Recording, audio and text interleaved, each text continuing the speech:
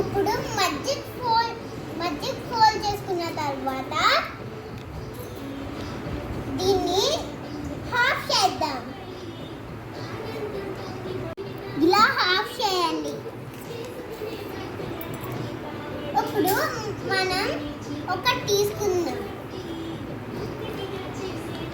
మీకు ఇసునకర్ర వచ్చు కదా, అది మనం ఎలా చేస్తామంటే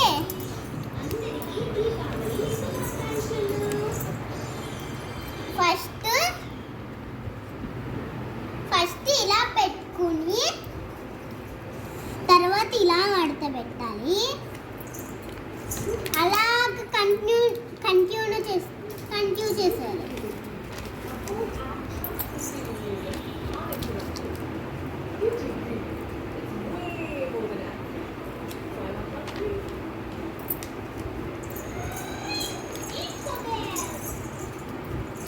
అరే చిట్టి, నీ దగ్గర చాలా డబ్బులు ఉన్నాయి.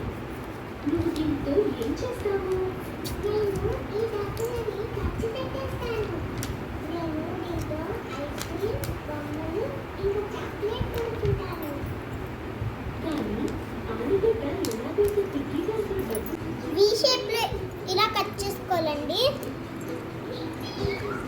ఇప్పుడు ఇలా కూడా కట్ చేసుకుందాం. బ్లూ తర్వాత ఈక్వల్గా ఇలా ఫోల్డ్ చేసి